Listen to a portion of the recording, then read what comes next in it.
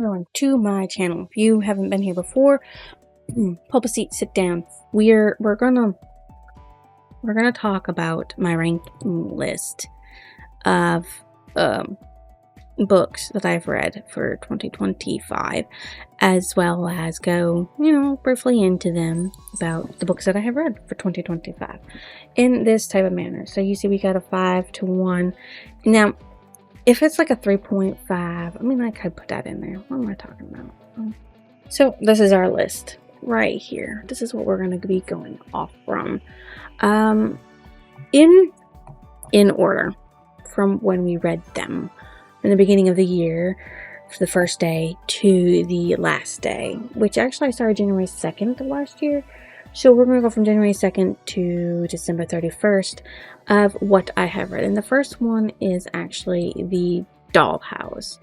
Now, The Dollhouse was a play written by a group of people. There's all kinds of stuff in there. But The Dollhouse specifically, it was about... I actually don't really freaking remember. That's how insignificant it is. But anyways, it's a 3. It was okay. Most plays are better off watching than reading, because you get to actually see the scenes. There's more heaviness put to them by the way the people talk, because you'd be like, oh, well, reading it, you don't act it out. But when you act it out, it's like, you are the love of my life, so dramatically, or tearfully, or whatever goes on inside your head for how you want to read the book, or the thing. So there's that. It was a 3 for what it was. Why won't you? Fucking it. Why won't you? Alright, it's not gonna let me tear it up. Okay, this is Stephen King's The Black House. Stephen King, Peter Shaw by the Black House. It's the second book in the series of The Talisman, and I loved it. It was a 5. It was him all grown up, years later, having to deal with a type of murderer who was trying to draw a kid in for power, and he learned a little bit more about what was happening in the other strange-ass world. So, yes. That's what that is. That's a 5. I loved it. I enjoyed it. Okay, we're gonna have to put this here because it's not gonna let me do anything. Dark Rivers of the Heart, for what it was, is a 3. I enjoyed it more than The Dollhouse, but it was thought-freshy and love at first sighty, and I think I know best. You should always listen to me and do what I say, type deal of bullshit, really. So yeah, it was okay for what it was. I enjoyed it. It was a 3. Better than The Dollhouse, that's for sure. But then again, like I said, plays should... What? I did not click on that. Okay. Plays should not be, read. Lady Midnight is a 4. Lady Midnight, Cassandra Clare, it's a 4 because I enjoyed it. There were some aspects of it that I didn't really like, and the whole... I fell in love with you, been in love with you for a while, and then I just realized that we fucking can't be together, or it's going to ruin us and ruin everything we've ever worked for. So with that, I'm hoping the second and third book go better than the first did. So that's what I'm looking for, and I'm waiting for, and I'm excited for. Now, where is the next book on the list? Here it is. It's actually close by, which is good.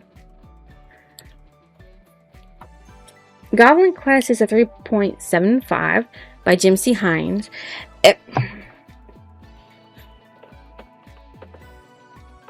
Now, if it didn't end the way it did, if it ended in a better way, then it would be higher up on the tier. Simply because the way it ended was... How do I say it in a way that makes sense in my brain? A little lackluster. Because Jacob just goes back to doing what he's always... Well, he doesn't go back to doing what he's always done. But he has to sit there and change the entirety of his whole crew, his whole goblins, all goblins, to be able to worship the Shadow Star thing, God that he decided to worship, and he has to spread the word about, you know, like, let you know this is who you should be worshiping, why you should be worshiping him, and everything. Number 6 is a 4-star, and it won't let me go up no further. Number 6 is a 4. It's dystopian. It's about a boy who lives in this whole utopia world, and then it crumbles down. And even though he did nothing wrong, it's because he witnessed something that the city was trying to prevent from getting out. So it ruined his whole life. And then he realizes that these little areas that he lived in, number 6, 5, 4, 3, 2, 1, these utopia areas were surrounded by a dystopian. The world outside of it was destruction and no good for anybody to live, even though people did struggle to live. And it's like an enduring type of world, and he's got to learn how to deal with it, on top of the fact that he almost dies from the same thing that killed the dude he watched die. He's not sure why it is all happening, and he's got to sit there and solve it and go in and do a bunch of investigations. But at the same time, people are like, don't worry about it. Just don't. You know? Just don't. Oh my god, why does it do this? I don't know why it's doing this. This shit is weird. Oh my. Okay. Neon's Ghost. A Witch's Tale by Daniel B. Green. A Witch's Sin. This was a tail gripper, and I loved it. And it's so much more than what you thought it was going to be, especially the twist towards the end. It was enjoyable, and yeah, Daniel B. Green has definitely stepped up in his writing with this one, and it was wonderful to see that and to read it and to, you know, be a part of that, I guess.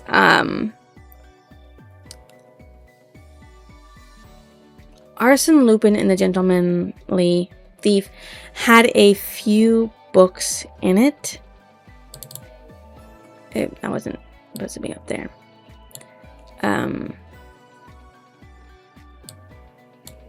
Go down. So the first one I read in the Arsène Lupin is The Rest of Arsène Lupin. All of these were given 1 score. Sorry, everything is just blocking everything. Yeah. All of the stories were like a 3 for me. They're interesting to read. Why'd you do that? They're interesting for me to read, and I did enjoy them. They're short novels. They're not going to get very big scores for me, because I don't particularly care about short novels at all. That's just my preference on how things go. I'd rather read a long story than a short one, but this tear maker shit is getting on my nerves. Then Arsène Lupin in Prison, same, 3.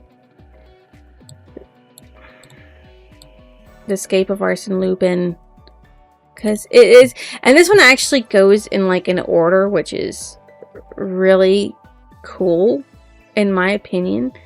Unlike what Sherlock Holmes is, that you can't really piece together how it goes in order, but this one you can. Maurice LeBlanc literally makes it where you can actually piece together how the whole thing goes, because it's literally set up in a way for you to grasp what is happening at all times. Oh my fucking god, that's gonna get on my nerves. So you know what's happening, you know? It's literally in order. Because after he gets out of prison, you know, Arsène Lupin gets arrested, he goes to prison, he escapes prison, and now he's meeting this mysterious traveler. And so it's like the chronological orders of it is really good for you. That's gonna really good for you, because you learn all the stuff that he does and everything he does. He's yeah, there we go. He's definitely a gentleman burglar because he, like, when he fell in love, he tried to keep that love. Yeah, that's not what I clicked on.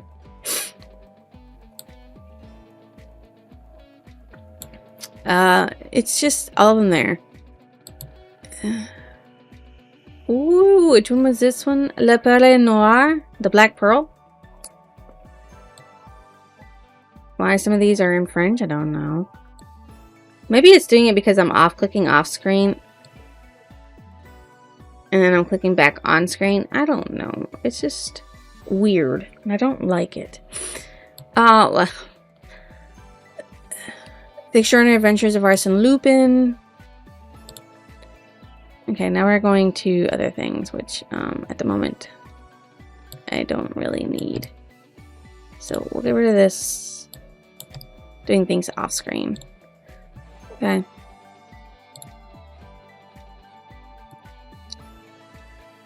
Ocean of Blood by Darren Shan. I think I give this one a 3.75. Because it furthered along everything and it actually dealt with, like, the scenario, Ocean of Blood. It does happen eventually on the ocean, though the majority of the book happens before the ocean. You do get on it, so the title does play into it. I like it when the titles play in to the series because it makes it more interesting that, you know, oh hey, look, the title's there. It's just when you put stuff together like that, it makes it a little more exciting than you think it would. Because then you're like, oh, I connected the dots, you know. This is how this dots happened. Ooh, you know. And Darren Shan, I don't know why he's writing this way, but his other books are much more interesting. It's like these prequel books that he wrote for Lark and Cripsley. He just wanted to pop them out to explain, but he doesn't do a really good job of in-depth explaining how he came to be the way he was. So you're kind of trying to understand him in a way. I'm trying to find the next book while I'm explaining this shit. So I'm trying to keep it going. Okay, The Wizard Lord is a 3. Really, it was fantastic. I loved Wizard Lord because nice world building, nice setup, and you get to hear how things went down, how stuff was discovered, battling the wits. The travels weren't dull or boring in comparison because things happened and it was tough for them. They had to fight their way through things. Yeah, so it was good. The City Ford mystery is a 3.5. Really good mystery. I mean, I had no clue. I read it before and then I forgot who the murderer was, how the murderer did it, and the setup and everything. It was really good rereading it, and I'm really glad I did. Though I am unhauling it, it's still a really awesome book, and you should totally go read some Agatha Christie if you like mystery and detective-y stuff.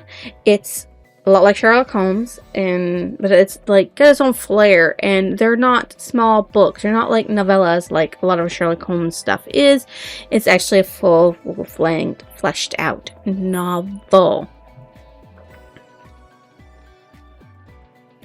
I should know what this cover looks like, and I'm gonna say if I didn't, then I'm gonna be like super duper. So, Harry Potter and the, can I enlarge this a little bit? Make it better for you to see? I'll probably have more problems with it. No. Let's just go back to regular tier. Yeah. Harry Potter and the Sorcerer's Stone.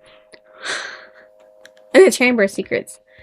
3.5. Since it's technically, you know, building up and it's just... The first 2 books don't have a lot of stuff going on within it.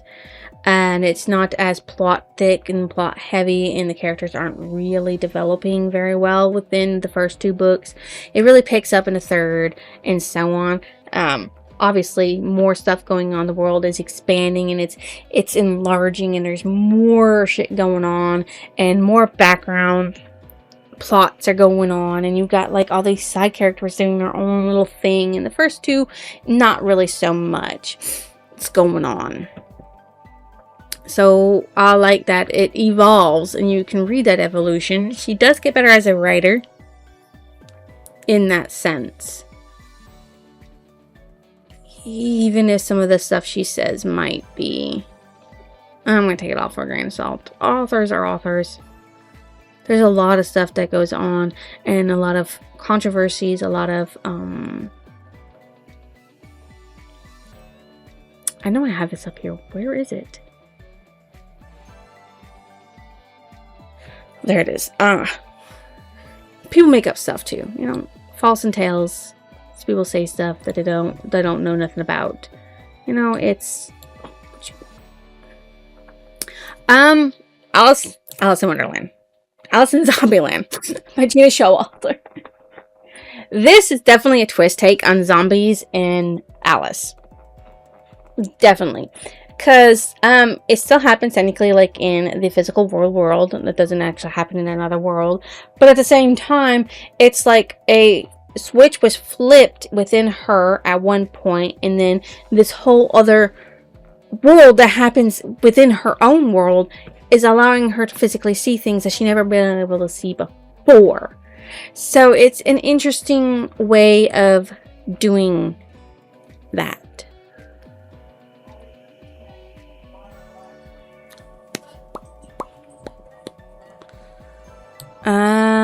Yeah, I'm looking for the next one now. What does it look like? Where is it?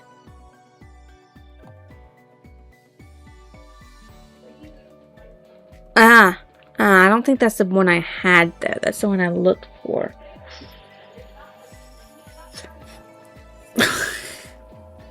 Searching for no, I did have it. Okay. Oh my fucking god, would you stop? Firestarter 1.5. I liked the movie.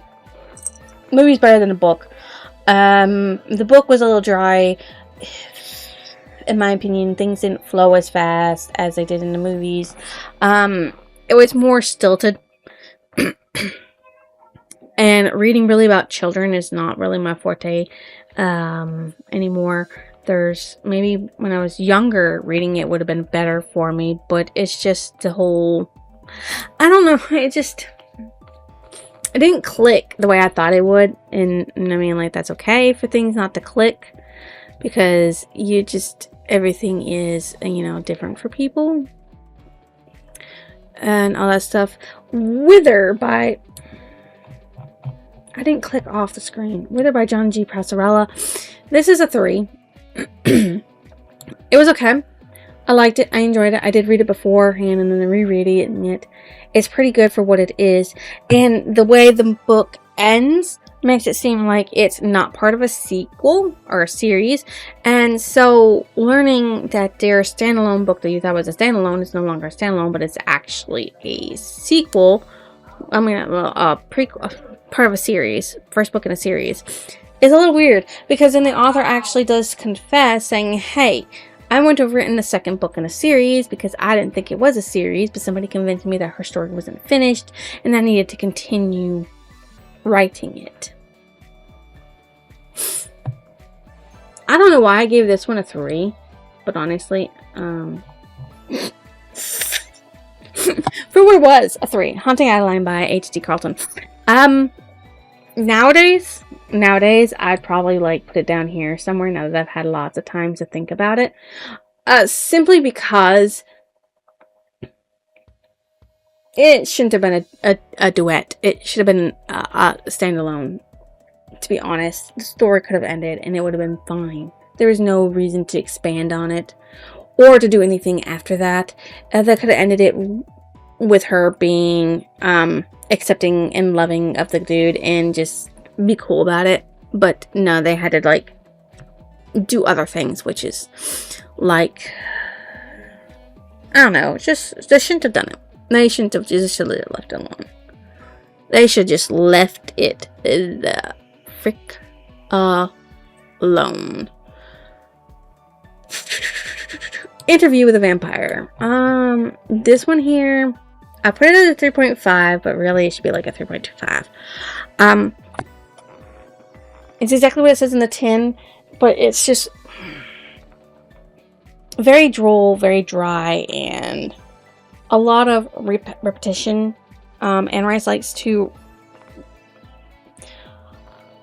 repeat things over and over again, and it's a little boring to repeat things. And Luis is a little of a whiny little bitch about Lestat. So like, and he laments so much about humans and mortals and hating the fact that he was given this gift, and he's really like, I just wish I was human and wasn't anything else.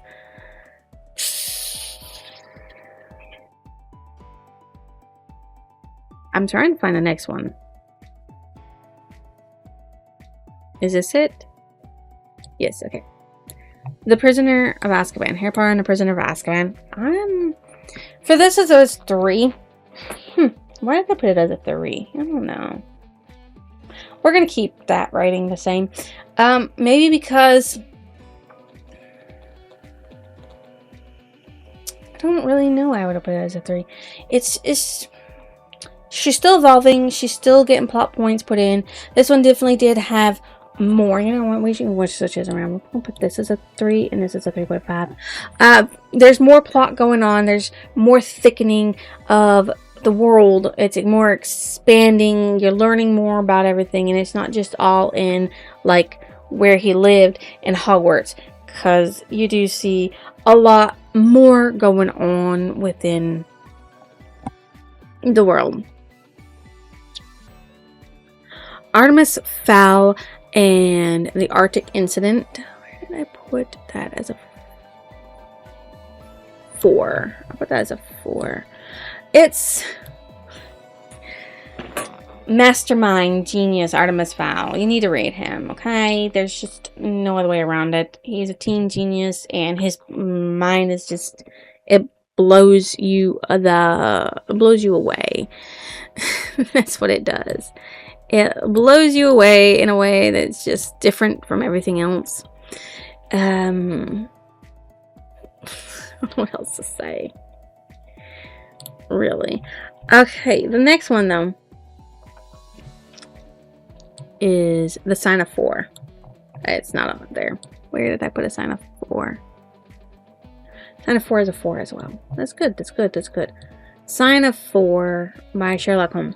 A meteor book. It's chunkier than all his other novellas, and I'm really glad for that, because you get more of Sherlock Holmes figuring things out. So the whole mystery of the Sign of 4 is expanded and pushed forward in a good way.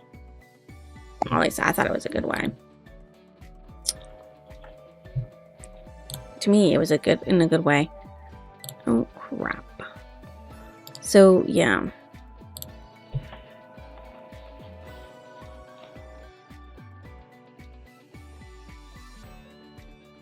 Heaven's Official Blessing 2. Why? I clicked on this. It's definitely not there. It's definitely not there. Where did I put this? It's a 5. Heaven's Official Blessing is a 5. And honestly, it's really...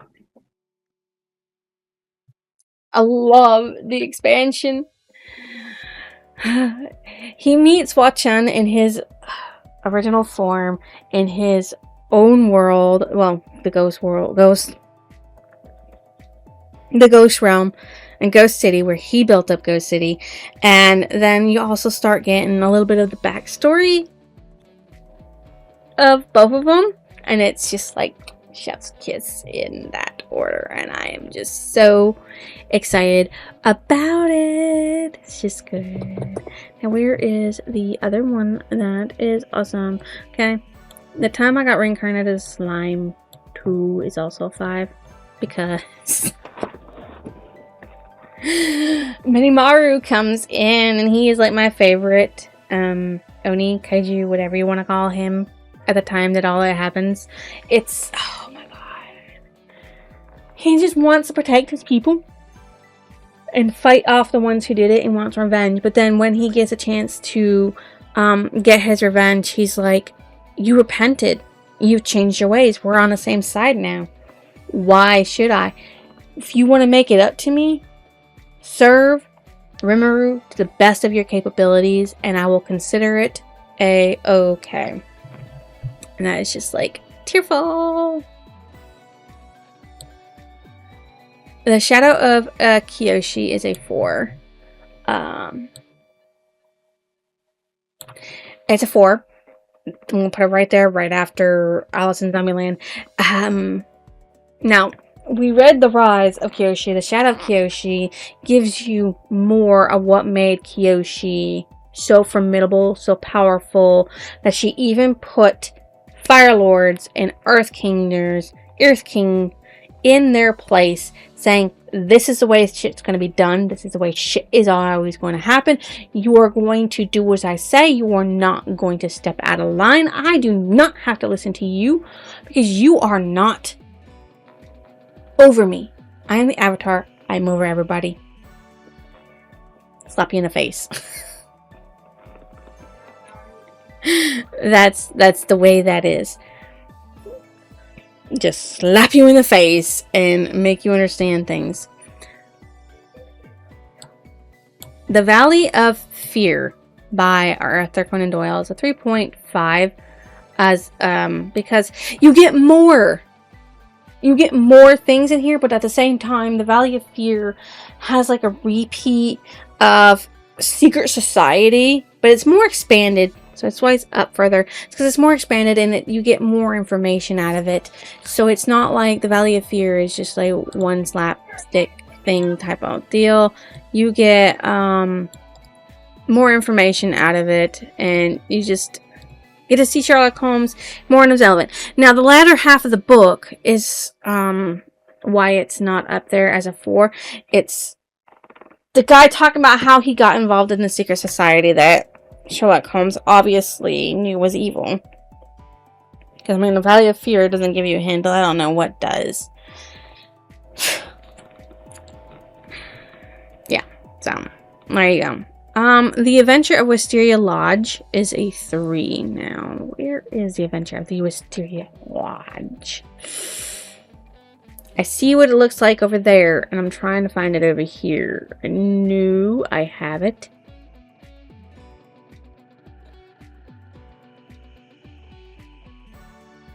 That's Noble Bachelor. Here it is. No. Stop. Wisteria Lodge is a 3. We're gonna put this here.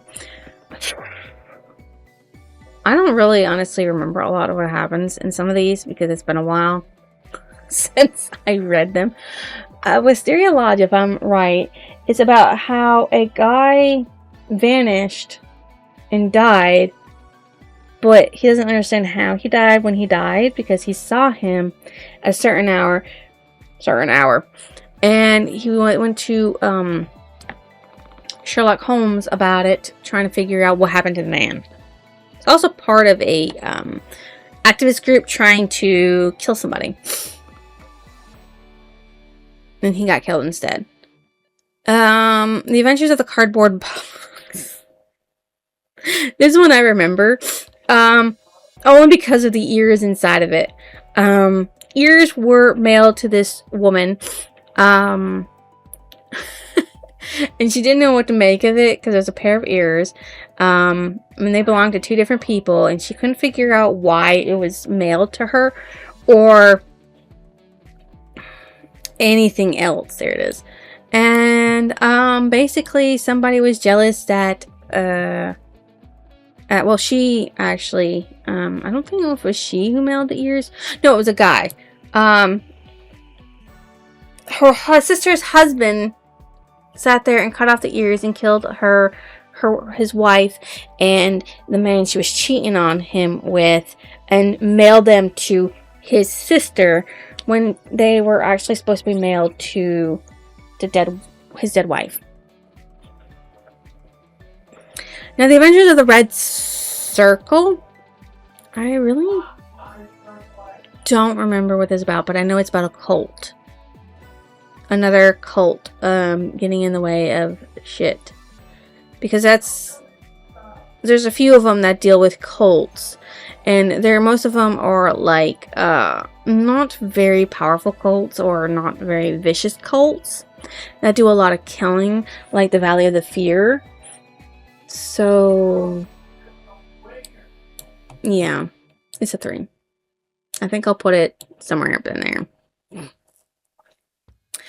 The Adventures of the Bruce Parenting Plans. Ooh, yes. This one was different. This one's a 3.75 because though somebody did die, it was a scavenger hunt for him to figure out what happened. He got a case about the dude died with the stuff in it, thinking he was a traitor to his country, and he had to sit there and figure out what happened. And it was completely different from the normal output of what Sherlock Holmes is. The same with the Adventures of the Dying Detective.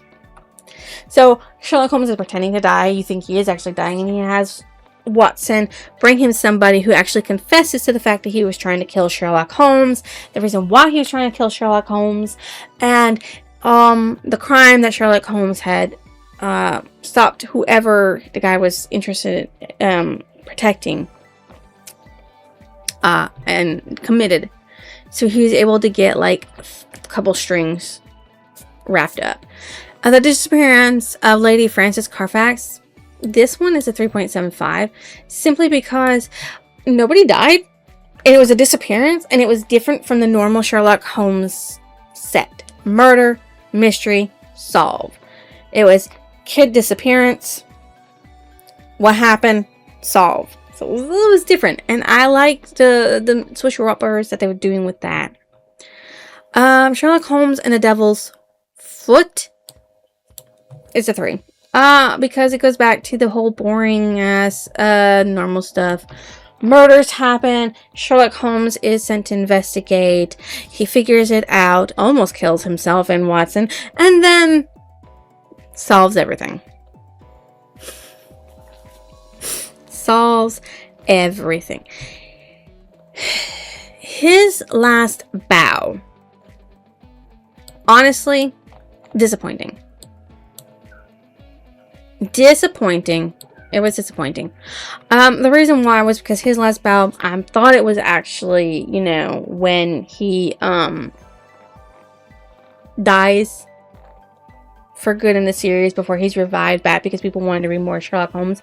But it's more about his war service and him doing more stuff for his country, because he did do war services, and then he was a spy, and he did capture some bad people with the help of Watson and somebody else.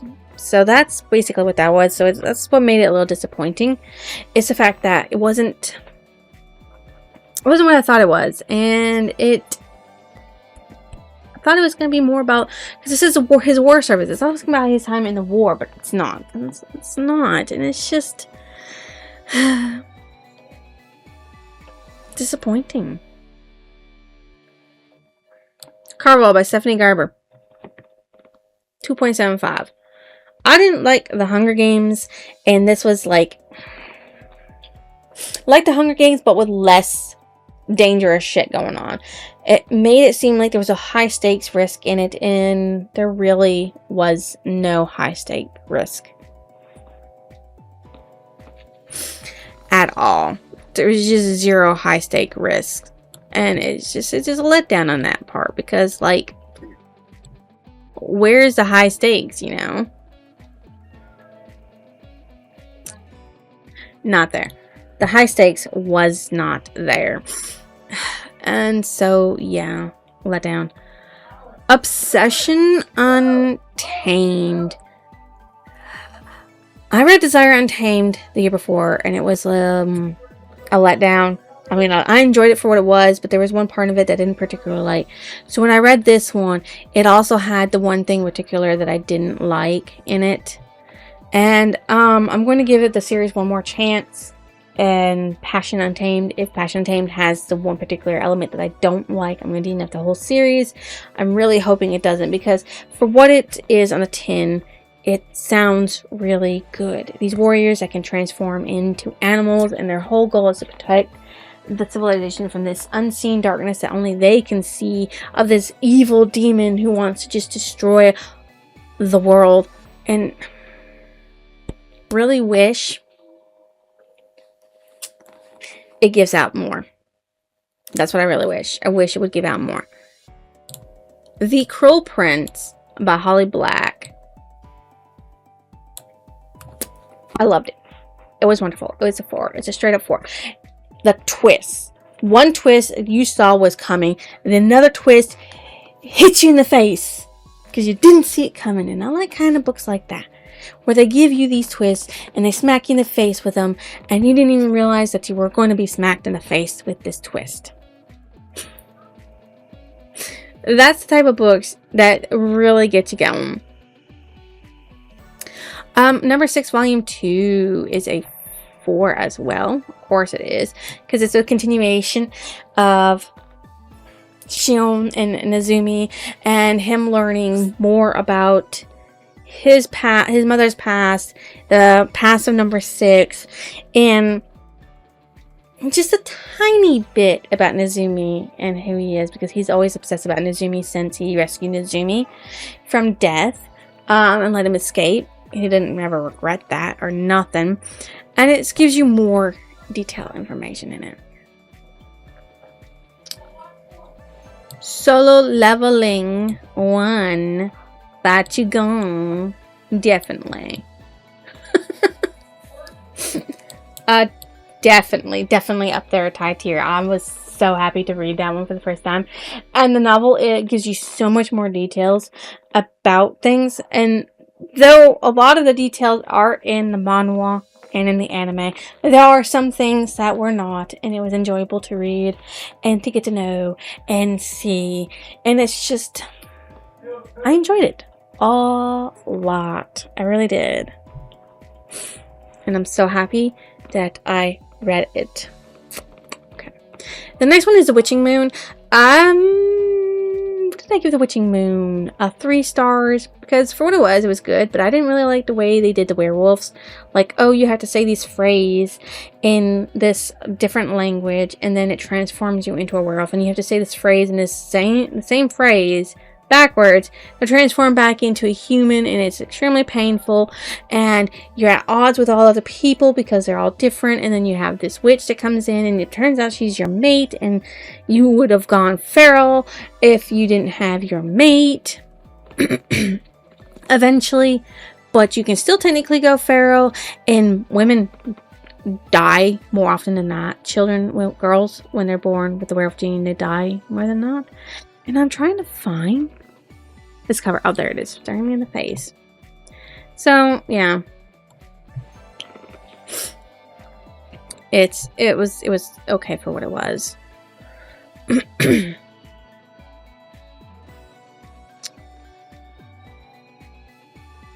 Annie McDermott's Tomb of the Hercules is a 4. I did enjoy it. Yeah, I did enjoy it. It was good. I love the... If you're not looking for romance, but you're looking for a slight romance, because it does have slight romance in it, but it doesn't have none of the naughty, smacky parts in it. But it's like high stake, high risk. Scientists trying to solve these things and find these wonderful relics that nobody thought were real. And people wanting to use that stuff for either bad or dangerous things, and they're coming after you, and they're making it seem like they're not, and it's just like an explosion of action and adventure all wrapped under like mythology, like Tomb of Hercules. Hello, The Hunt for Atlantis. It's really, really in that stickler. Oh, there is a.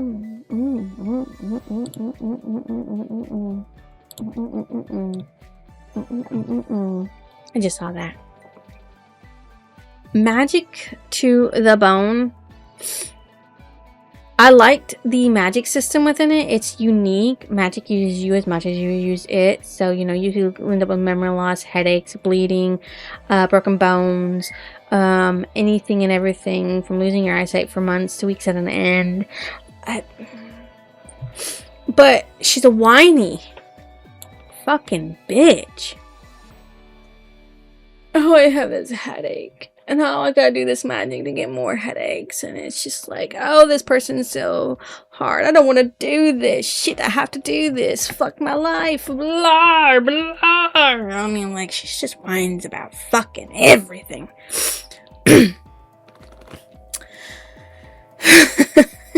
So, yes. That's just, I enjoyed it for the story, but whiny. And, yeah, you'll find out. Yeah. Shit, where do I want to put this? Fourth Wing by Rebecca Yarros. I finally jumped on the hype when Onyx Storm come out. And it's got, they're not teenagers, so it can't be YA. Young adults, yes, but it's got the action, it's got the romance, it's got the high stakes in it, and it's got twists you didn't see fucking coming because they slap you in the face. There, yeah. Yeah. Okay, The Shining by Stephen King. I couldn't get into it. It's another Stephen King that I couldn't get into. I tried to read it. It had supernatural in it. And I was like, okay, you know, I love supernatural. I mean, like, look at my list of things that I read that are supernatural. But I just couldn't. I couldn't stay invested in it like I wanted to. And I was forcing myself to read it. And when I force myself to read things, it's just gonna, the writing is just gonna go. I could have almost not rated it. If I would have read the whole thing, I probably would have rated it like a 0. No stars. But I couldn't. And even though it's not for me, it probably is for other people. And on top of that, I didn't even know it was a series. That came out of left wing in surprise. Like, oh, it's a series? Really?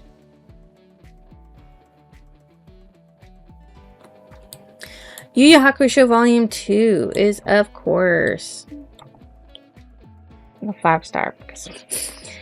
Yu Yu Hakusho is the anime manga that I had. Well, I didn't have the manga when I was a child, but it was the anime that I watched, and I'm really happy because Yu Yu Hakusho is my #1 nostalgia anime, and it was my #1 when I was growing up watching it. I love the fuck out of it.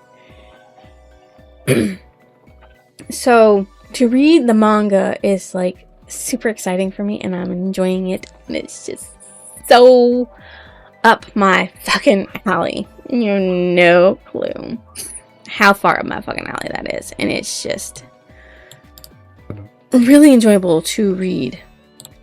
Okay. Next on my list is The Darkest Fire.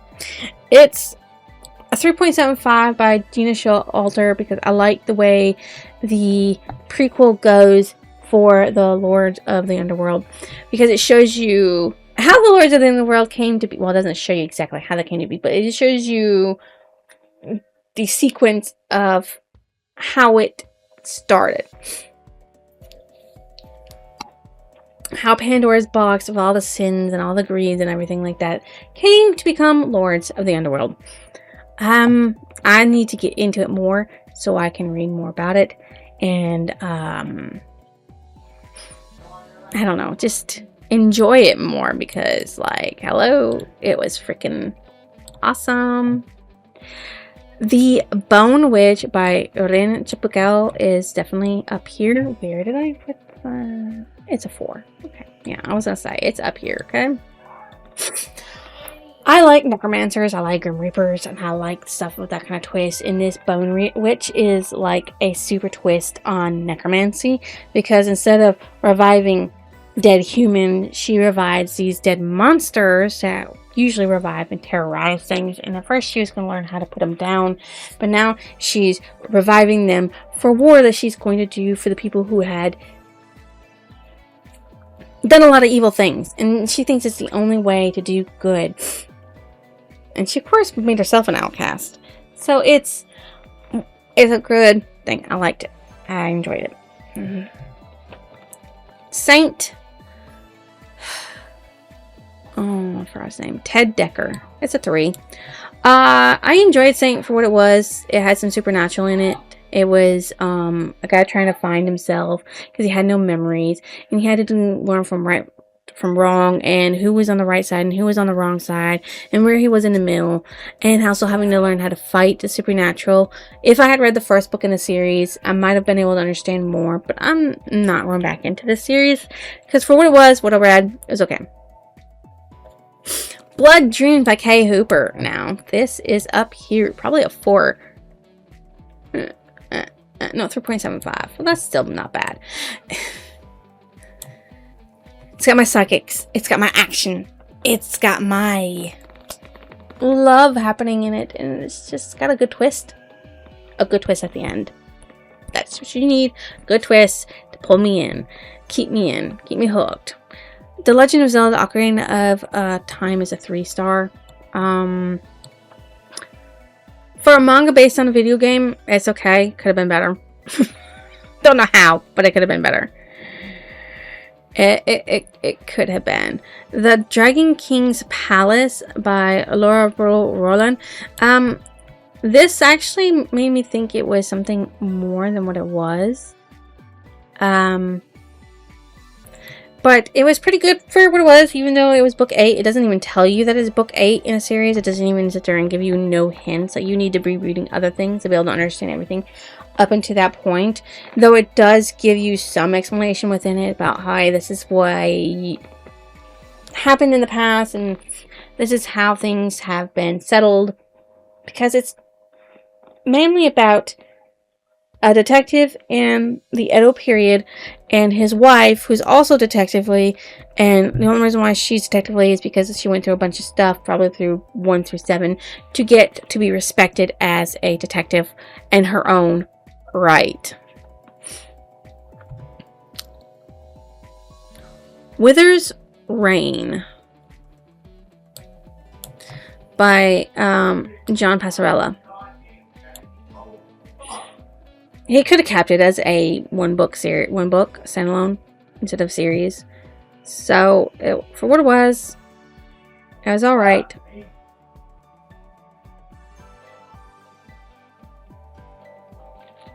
I can't really say too much if you haven't sat there and seen my spoiler review, or if you haven't read Wither. And just something you're gonna have to do. It's just all that is. Flame Caster by Cinda William Chima. It was a surprise for me when I was reading it. It's a 4-star. I enjoyed it. Though the flame part of it and the caster part of it came in towards the end, and it has a dragon in it, and it is definitely got some plot twists in it and some love romance going on in it. Revenge as well. Definitely lots of revenge. There's so much revenge going on in this that it's just like a lot.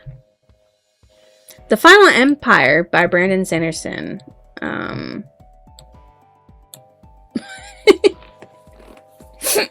I don't know what made me take forever to get into Brandon Sanderson, but here you are, my first foray, and it was a 5-star read because it was just chef's kiss. Very good. Very, very, very good for what it was. I really can't say much more on it. You just gotta go read it. And it says it's the best place to jump into the Cosmere world, and I agree. It is. You should totally jump into it and start reading it.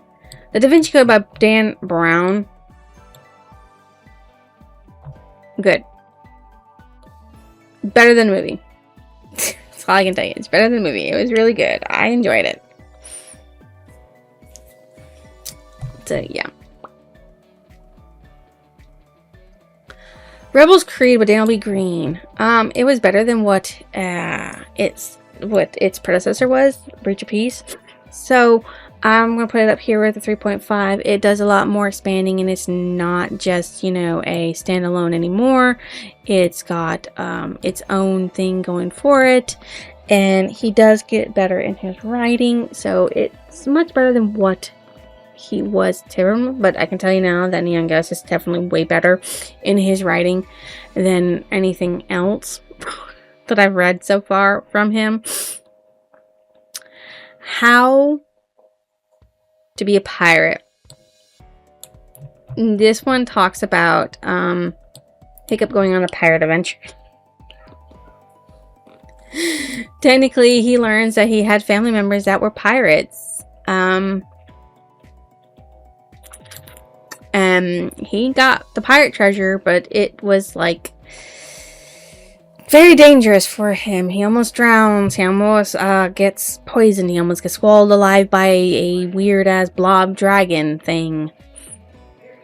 So there's a lot that goes on in there. Artemis Fowl and Eternity Code by Owen Colfer. That one was a good one as well. High stakes going on in it. His father's back in it, and he's just trying to figure out how to do stuff, and gotta hack a code to stop people from doing terrible things. It just goes to show you that it's good. It's good. False Future by Dan Crocos is 3-star. I'm gonna have to put it up here, like, definitely ahead of Wither's Reign. The ending was alright for what the Fall series is about. It would have been much better if other things had happened, but the way he ended the series was pretty good for what the series was.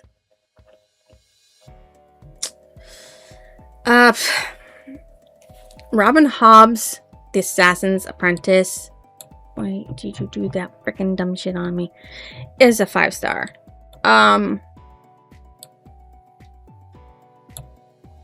There's no ifs, ands, or buts about that. Delving into the world of Fitzchivalry and all of the things that he had to do from the time he was 5 years old until he was old enough to start learning how to be an assassin, and everything he went through to be an assassin, and his first foray in the assassin world and how to just make decisions.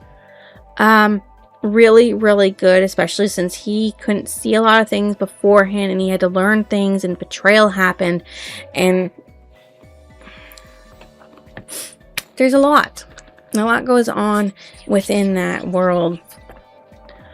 Okay, Arsene Lupin versus Herlock Sholmes. I hate that he had to change it.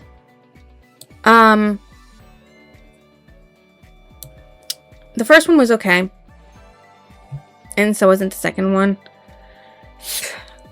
I just hate the Herlock Sholmes because he had it. Well, it's called Sherlock Holmes in these two, but like the way he portrayed Sherlock as dumber than Arsene Lupin, being behind but also being somewhat ahead, and knowing things but not able to actually catch him. Yes, I know the whole point of Arsene Lupin is that he can escape from anything, but it's still irritating the way he portrayed Sherlock Holmes and Watson. Watson is especially a blubbering dumb idiot, and I just didn't appreciate that. But they were still pretty good. Arsene Lupin versus Sherlock Holmes. Just wish he would have made Sherlock Holmes the way Sherlock Holmes was supposed to have been, you know. Smart, not dumb. Okay, Pearl Nomacy by Kirsten Waite. I made that a 3. For us, if it was just a standalone, it would have been a really good book. I don't think it should have been like a 3-book series. A girl who's raised in isolation, hunting down paranormals and tagging them to make their lives better without realizing that some of them were making their lives worse, where they couldn't have children anymore, where they had to feed off from certain blood, and it just made their lives slightly worse. To her wanting her freedom to be with a guy who broke in and just wanted to save people. And to a fairy trying to be a jerkwad, making her into his thing. Because apparently he actually belonged to the fairy. She belonged to the fairies at the beginning. And she was accidentally lost. And they're trying to get her back slowly through a different way. Buckeye by Euripides. I didn't enjoy it. I read it all the way through, but I did not enjoy it at all. It was meh to me, and I don't even know why I read it all the way through. I should have just DNF'd it. I do enjoy the history of the ancient gods and goddesses that people thought about, but the way this play was done, it made the god of wine seem very cruel. Though most gods are cruel, but even more cruel than what I thought, gods could be. So that just makes that. Mating Markers 1 by Laurie and Tate. You bloody freaking thing. It's a 4. Because of one thing that happens in the very beginning, well, not the very beginning, but within the first couple of chapters, is the reason why it knocks it down from a 5 to a 4. If it wouldn't have had that in there, it would have probably been a 5-star read for me, because even though it's not very well known, and it's got a lot of grammar and punctuation issues within it, it is still an isekai world that brings about learning and adjusting to, well, practically everything in the world. Because he's gotta, literally adjust to this new world. And it's really, really good for what it is. And it's BL. Boy love. The game's God's Play is a 4.5. Why is it not a 5? Honestly, I don't really remember why it's not a 5. But there's probably a reason why it's not a 5. Oh, maybe this is the ending where she,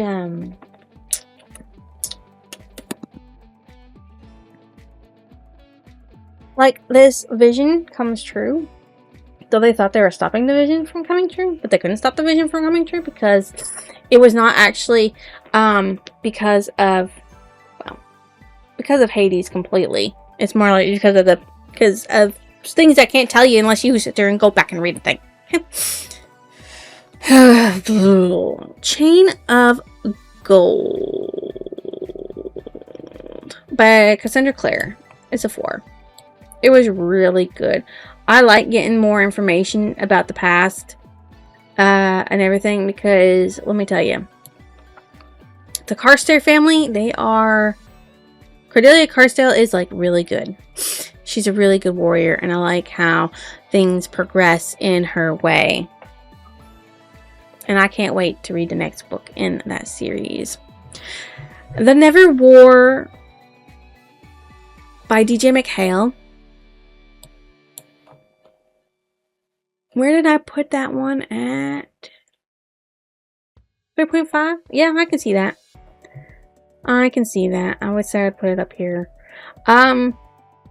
Going into the past and learning that First Earth is, your Earth, you're just present Earth, and there's a future Earth, and they're just different, and things that happen in one can affect all of them, especially if something happens in First Earth and you have to stop it, or else it's going to affect a lot more stuff in the future.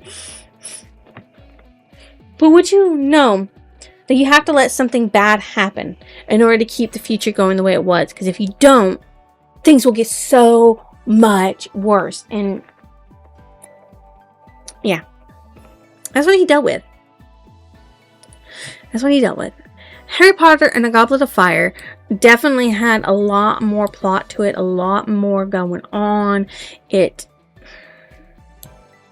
was much better than the first three, and it gives you a lot of side plots and a lot of side character time and growth of Harry growing up, learning more and understanding more and struggling, because struggle is struggle.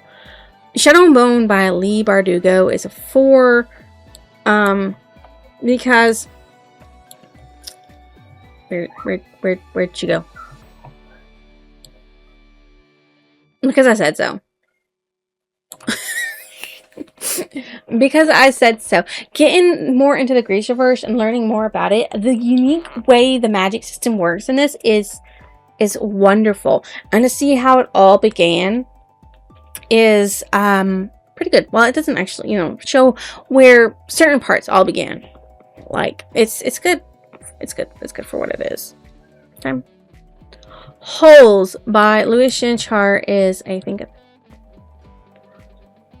3.25. There are some things that happen in the book that don't happen in the movie, but overall, I think I like the way the movie goes, because there's some things that happen in the movie that don't happen in Holes that probably should have been in the book, because it makes it more cohesive and much more compelling story in my book. Goblin Hero. Jig the Goblin is your anti-hero, and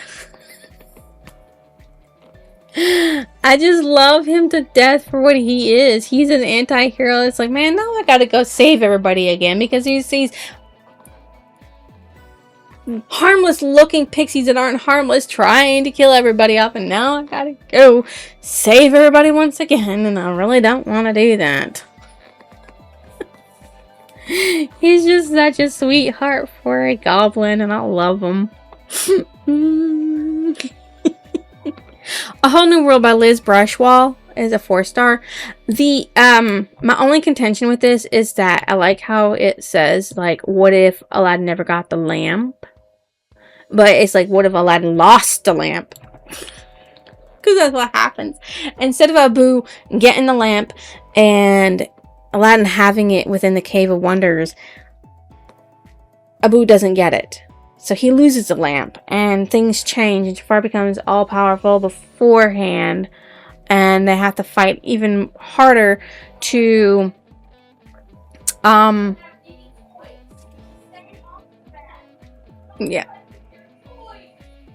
it's just, it's different, and everything. I enjoyed it for what it was.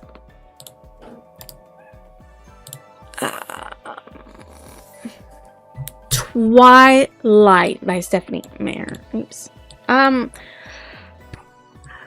Where did I put Twilight? I put a 3.75. Sparkly vampire. Get rid of the sparkling. Vampires don't sparkle. They burn in the sun.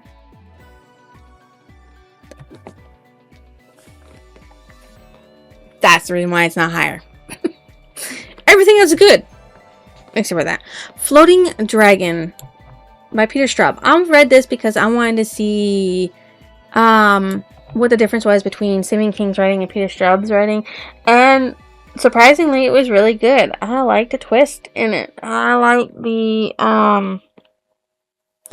how 2 different things going on. Like, the floating dragon is like a massive cloud of poison, and there's actually this weird dude that's going around that comes up every 30 years to kill people because he's an evil entity.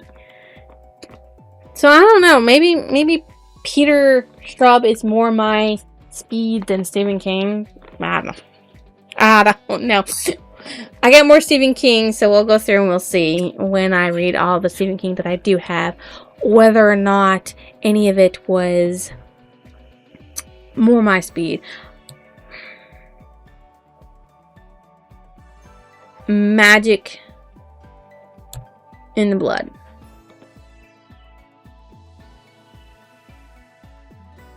By Devin Monk. The Ally Beckstrom series.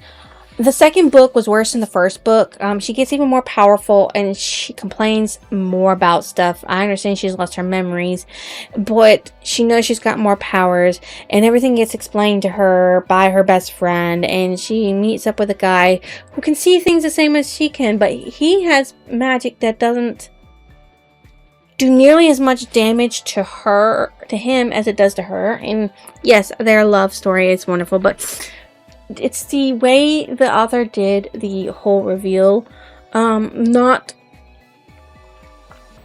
a lot of the overarching plot happens, but also at the same time, the plot is just flat, in my opinion. It was just a flat thing that happened, and I don't know. I just didn't really find it interesting. The Green Mile. I finished this one and I gave it a 3.5 because the movie was great. The book was great. The book gave you more details than anything else. Actually, I want the Flint Dragon to be up here. But there was not as much missing from the movie that was not in the book. I don't know if it's aged very well because of the way it is. But Coffee's got my heart. He was really such a gentleman. He didn't deserve half the bullshit that happened to him. Not really. Until the Full Moon 2.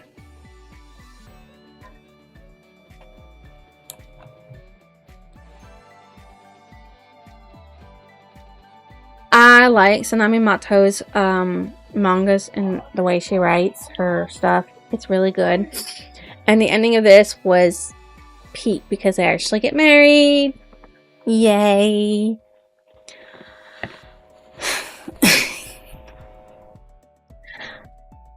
Crooked Kingdom by Lee Bardugo is a 4.25. It would have been higher. But you know what you did, Lee Bardugo. You know what you did. You know what you did at the end. You could have had people, and so many people in happily ever afters, and you did not let somebody have their happily ever after. 2 people. You didn't let them have their happily ever after. Technically 4. But that's besides the freaking point. 2 of them you didn't. And you knew. You know. You could have been a 5 if you hadn't done that. Don't like when you do evil things and get rid of people when they shouldn't. You gotta happy ever after. Why? A Scandal in Bohemia. It's a 3.5 because it's actually a scandal. Nobody dies. Yay. The 5 Orange Pips. Is a 3.25 because it's different. I mean, Sherlock Holmes didn't win. He didn't actually solve the mystery completely. The person didn't listen, didn't take his advice, so he technically lost even if he did solve, everything. A Case of Identity. A guy goes missing.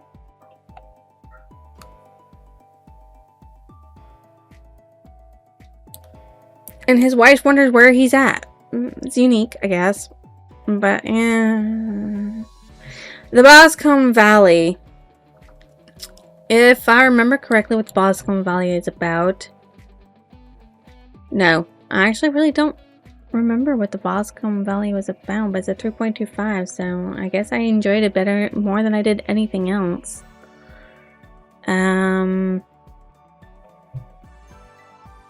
The Blue Carnbuckle was about a jewel that got stolen. It got found.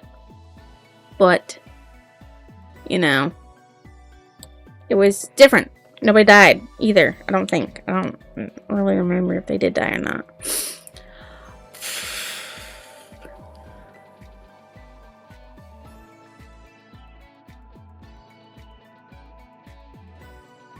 Oh, this was a, hold up. I put one in up here that shouldn't have been up here. This is the Red-Headed League. Whoopsie. Where did I put the Redheaded League? The Redheaded League was a 3. About a bunch of redheaded people. This is the fire. This is the Orange Pips. Yeah, the Redhead League was just about people in the Redhead League who were duping because they wanted to get money.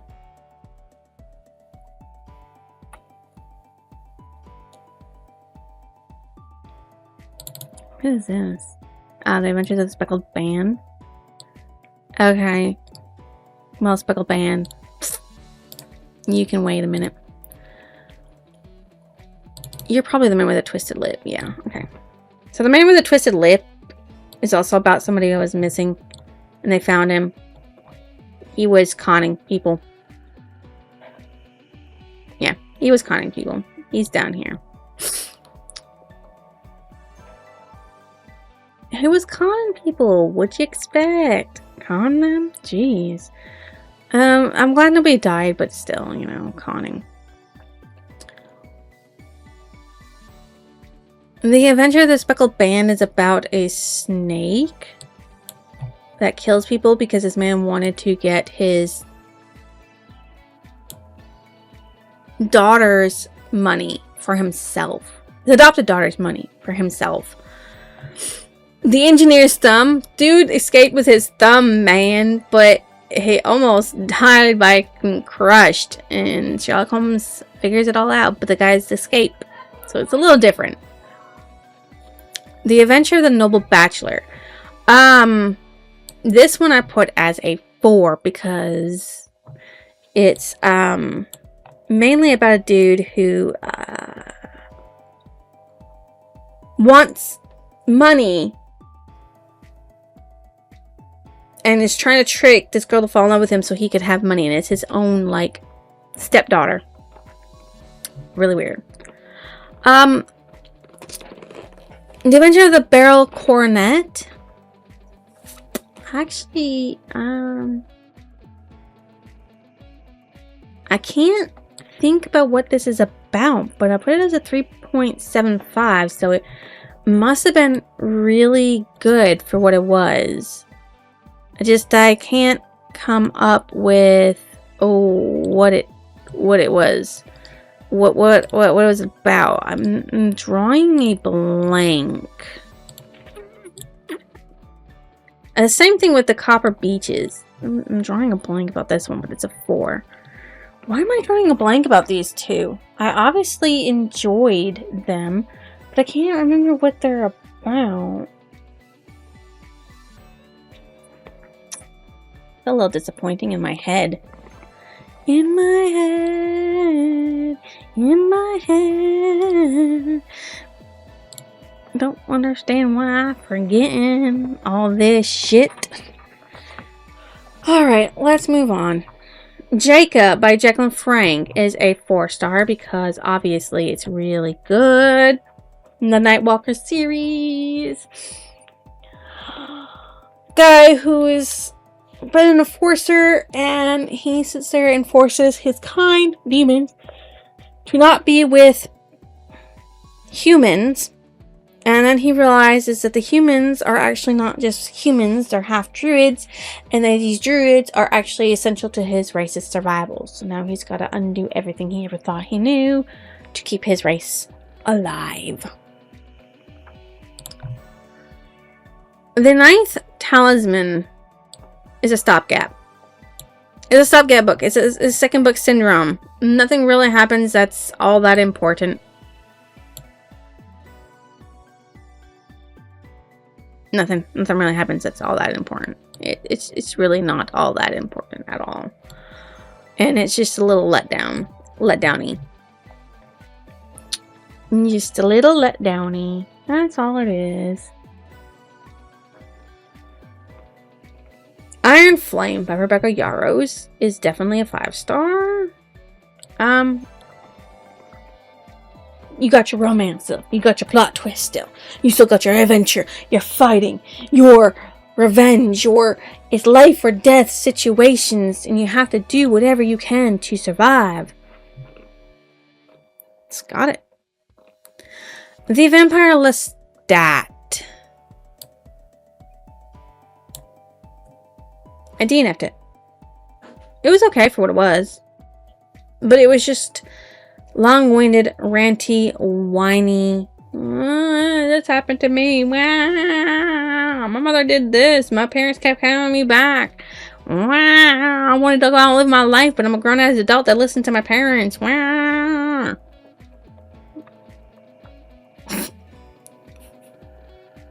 The Dawn of Yang-Chen by F.C. Yi is a 4-star because it's really, really good.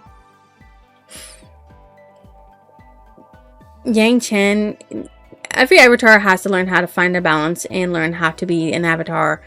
And Yang-Chen, who's always been, you must do what you do, her trying to get ahead of the curve and try to be reactive instead of,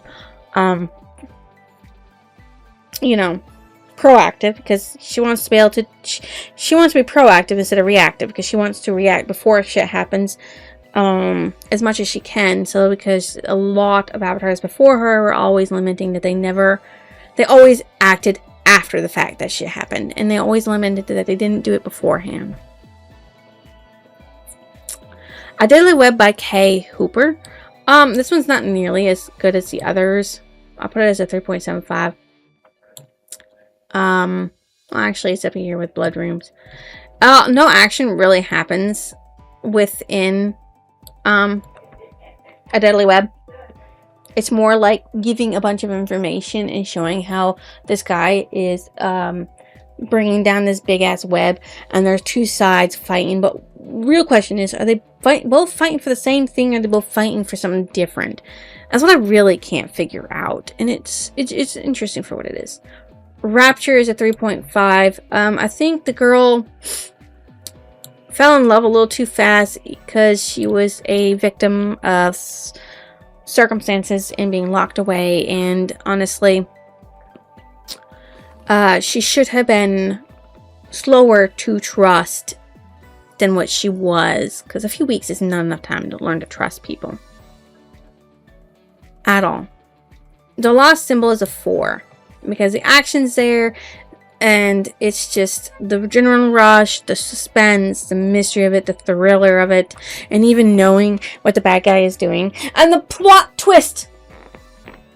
There's a plot twist in this that I did not see coming. And it's fucking good. Palace of the Damned. 3.5. It was alright. Wish it was better. I'm hoping the last one's going to be really good. I don't know how people could go back and be shitty when their writing is good. I mean, like, The Thin Executioner by Dan Shan was excellent. And I've read the Damata series, and I've read the Crook de Freak series, and both of them were good and fleshed out. And the plots within them made more sense connected to the title of the book. And these ones, the Saga of Larton and Cripsley, the book titles do not have anything really to do with the book. And it's just a little irritating. It doesn't come out the way it's, should. And the last book is The Wicked King, which of course is also a 4. A plot twist in this one as well, and the whole love and hate relationship that Carden and Jude has is just, it gets more intense in this one, and she learns that there's a lot betrayal going around and a lot of people fighting for things in different ways. And yeah, so there's all of that happens.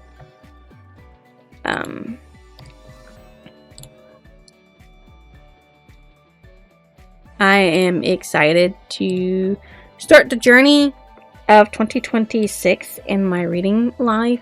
I mean, I technically already started it because I'm already on the first book in my lovely series that I'm reading right now. So I am so excited. As you can see, the ones down here are either ones I've DNF'd or I completed, and I just shouldn't have ever fucking completed, because like I didn't enjoy Carval, I didn't enjoy Haunting Adeline, and I didn't enjoy Bunkai, but I finished them and I shouldn't have. I DNF'd these ones because I just couldn't deal with it. And there's a lot of 3 stars, but there's, you know, 3.25, 3.5, 3.7, because I don't think they're like 4 stars, and I don't think they're 3 stars. So but they're also, you know, not on the same level as each other. And of course, my 4 stars. A lot of these could have been 5 stars, but they were knocked down for specific reasons. And same with this 4.25, could have been a 4 star, but it went up because of what it was. And this could have been a freaking 5 star if shit hadn't have happened the way it is. I mean, technically I could put Iron Flame down here because of the plot twist at the end that I didn't really like, but I'm going to keep it up here because it's just... the plot just made it better, I guess, in the way it was. So that is my tier list of the books I read in 2025 and where I rank them in the end. So if you guys think I deserve a like, comment, or a lovely subscription, why don't you go ahead and drop it down below. I will see you next illusion.